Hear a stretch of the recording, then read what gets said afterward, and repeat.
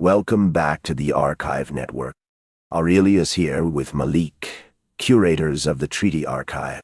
We left INF Treaty last time as the ceremony in Washington ended. Celebrations erupted in some quarters, while hardliners in Moscow and critics in the Pentagon remained wary. Today, we pick up where we left off. A handshake across a table in Geneva carried more weight than any missile. Here, in the glare of the world's attention, trust had to be built, inch by inch, between sworn enemies. The stakes were astronomical. Millions of lives depended on the success of a few diplomats who had to navigate a minefield of suspicion and fear. That trust wasn't just about words. It was about the human element, the lived experiences of individuals like George Shultz and Edouard Shevardnadze. They weren't just negotiators. They became symbols of hope in a world filled with hostility. While everyone was focused on grand gestures, it was those small, sincere interactions that truly mattered. They showed us that diplomacy isn't just about deals. It's about building connections and understanding each other on a deeper level. The stage was set in Switzerland, a picturesque backdrop for a tense showdown.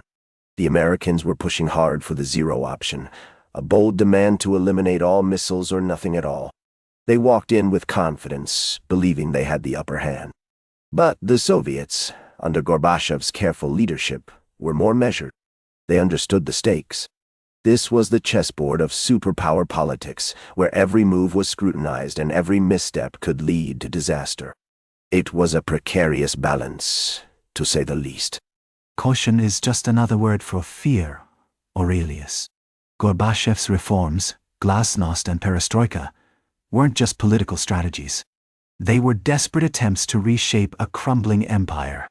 The hardliners in Moscow saw these reforms as weaknesses, not strengths.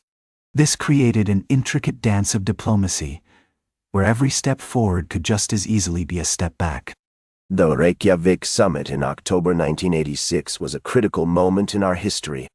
It brought Reagan and Gorbachev face to face in a way that hadn't happened before. While no formal agreement was reached, we saw old barriers start to crumble. Both leaders, despite their stark differences, acknowledged the pressing need to tackle the nuclear threat. It was a rare glimpse into the possibility of dialogue, showing us that even in the heat of rivalry, there's room for understanding. You call it significant. But let's not forget it was also a missed opportunity. Those disputes over missile defense really stalled any chance for progress. Both leaders had a vision that could have changed lives, but instead, they let their fears of hardliners dictate the terms. The real question is whether their vision could ever become a reality when you have so much opposition. It's heartbreaking to think about the people who could have benefited from real change. Despite frequent setbacks, negotiations in Geneva pressed on relentlessly. Proposals and counter-proposals flew back and forth like tennis balls. Each session became a marathon of debate, stretching late into the night. The crucial breakthrough? Both sides finally agreed that verification, no matter how intrusive it might seem, was essential for fostering trust. It's a stark reminder that even amid conflict, the need for transparency is a universal truth. This is the nature of diplomacy in the grand theater of empires. Verification is an empty promise, if it's not grounded in reality. The on-site inspections were monumental, sure, but they also laid bare the deep-seated fears on both sides. The Soviets had every reason to worry about foreign eyes on their military. Trust isn't just about transparency. It's about tackling those long-held prejudices. It's a delicate dance, really. People on both sides need to see each other as more than just rivals. They need to see the humanity in one another. The treaty we signed on December 8, 1987, aimed to eliminate land-based missiles with ranges between 500 and 5,500 kilometers. The numbers were staggering. The U.S. would dismantle 846 missiles, while the Soviet Union would get rid of 1846. These figures weren't just impressive. They marked a monumental shift in the ongoing arms race. We were finally taking steps toward reducing the threat that loomed over us for decades. It was a rare moment of clarity in a world often clouded by conflict.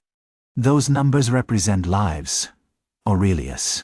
Each missile destroyed meant a soldier's fate, a family's future shattered or saved. The treaty's impact stretched far beyond mere numbers. It was a gamble for both Reagan and Gorbachev, one they believed could truly reshape history. They faced a storm of criticism, but they also understood that the costs of inaction were far greater. It wasn't just about politics. It was about real people, real stories, and the hopes we all hold for peace. As the ink dried on the INF treaty, a wave of relief washed over many. But beyond the public celebrations, the back rooms of power were thick with doubt. Would the verification measures stand up to scrutiny? We've seen this before. Empires take risks, then grapple with the fallout. The stakes here were sky high, as the world watched closely. In the end, it's not just about signing agreements. It's about whether we can trust them to hold in the face of uncertainty. Relief is fleeting in the world of diplomacy. We can feel it, can't we? Hardliners in both Washington and Moscow view the treaty as a threat to their grip on power. The real question isn't just whether the treaty will hold. It's whether this delicate peace can survive the pushback from those who thrive on conflict. Can we genuinely trust that diplomacy will rise above fear? After all, it's the people on the ground who pay the price when talks falter. As the ceremony concluded in Washington, the world held its breath. Celebrations erupted in some quarters, yet skepticism loomed large. The INF Treaty was a landmark agreement, but its survival hinges on both sides' willingness to embrace change. We must remember that diplomacy can only go so far. Without genuine commitment, we risk repeating the mistakes of the past. History teaches us that treaties are only as strong as the trust that underpins them, and that's something we must cultivate carefully. That's where we leave it this time.